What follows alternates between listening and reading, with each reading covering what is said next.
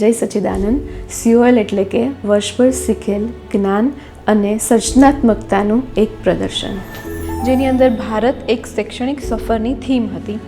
આમાં ભારતના વિવિધ રાજ્યોનો સંબંધ સ્થાપી અલગ અલગ વિષયો જે એમને ભણવામાં આવે છે, જેમ કે હિન્દી, ગુજરાતી, પર્યાવરણ, સ્ટેમ, ગણિત અને અંબા સ્કૂલમાં મૂલ્યો આધારિત જે વિષય છે જેને કહેવાય છે અક્રમ સાયન્સ, એ બધામાંથી બાળકો પોતે શું શીખ્યા છે એની સમજની રજૂઆત કરી હતી આ પ્રદર્શનમાં.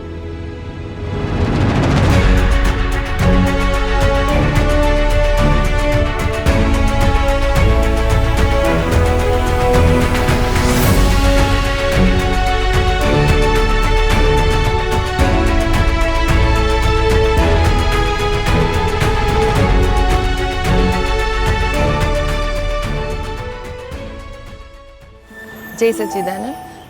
COL એટલે કે જે આખા વર્ષ દરમિયાન બાળકોએ કર્યું હતું ને, એની થોડીક અમે તૈયારી કરાવી હતી કે એ લોકો એમની જે મુખ્ય ભાષાઓ છે, ગુજરાતી છે, હિન્દી છે, જેમાં એમને કાયમ બોલવાનું છે, કાયમ એમને બધા વ્યવહારમાં ઉતરવાનું છે, તો એમાં અમે એ લોકોને જ્યારે ભણાવીએ છીએ ને ત્યારે પણ એક્ટિવિટી દ્વારા જ ભણાવીએ છીએ. એટલે આ વખતે COLમાં એવો કોન્સેપ્ટ કર્યો હતો કે એ લોકો જ વ્યાકરણ શીખવાડે જે એ લોકો શીખ્યા છે, અને બહુ સારી રીતે એ લોકોએ રમત રમાડી, બધા પેરેન્ટ્સને શીખવાડ્યું.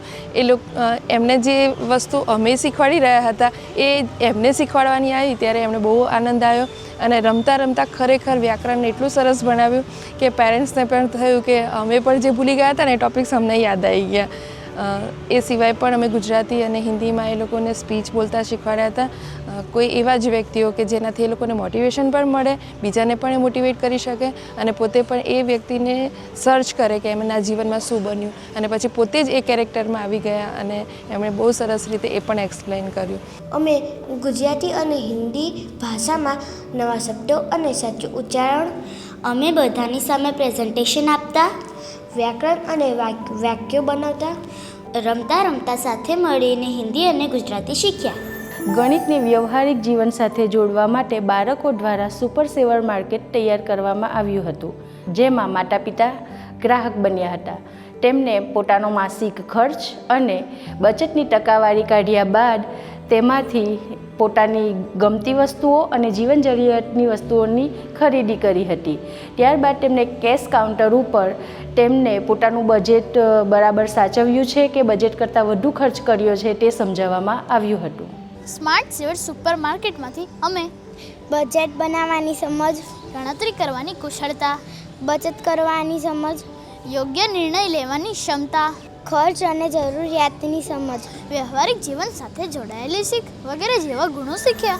પ્રોજેક્ટ દરમિયાન બાળકોની સર્જનાત્મક શક્તિ જોવા મળી, જેમાં બાળકો વેસ્ટ સામગ્રીમાંથી પ્રોજેક્ટને બનાવ્યો હતો, તો કેવી રીતે પોતાના વિચારો દ્વારા એને અલગ રીતે પ્રોજેક્ટને પ્રેઝન્ટ કરવો તે પણ અમને જોવા મળ્યું, અને જેના દ્વારા બાળકોના નવીન વિચારો પણ અમને જાણવા મળ્યા કે બાળક હજી પણ કંઈક નવું વિચારી શકે છે.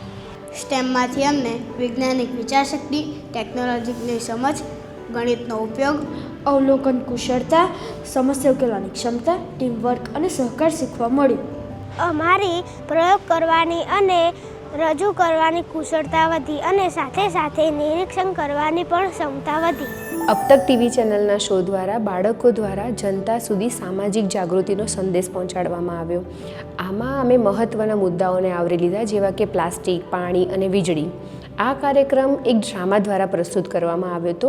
આ કાર્યક્રમ ખાલી ગમ્મત પૂરતો જ નહીં, પરંતુ એટલો સફળતાપૂર્વક સાબિત થયો કે બાળકોના માતા પિતા ઉપર ખૂબ જ ઊંડી અસર છોડી ગયો અને હૃદયપૂર્વક એમને સ્પર્શી ગયો.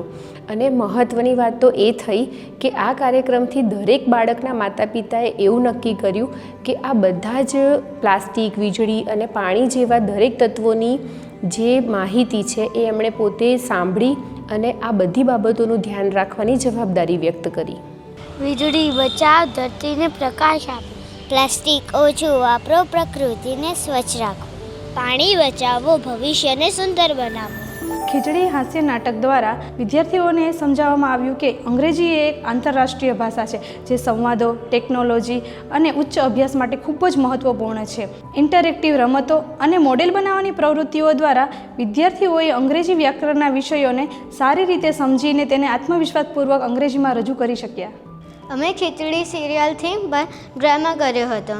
Through this drama we learn vocabulary and pronunciation. We learn storytelling, expression, grammar, and sentence structuring. It also helps building confidence in English.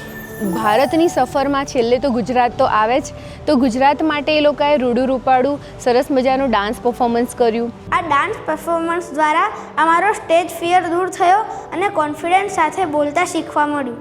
અંતે અમે બધા વિદ્યાર્થીઓએ અંબા સ્કૂલ થીમ સોંગ પર ડાન્સ દ્વારા અંબા સ્કૂલનો આભાર વ્યક્ત કર્યો.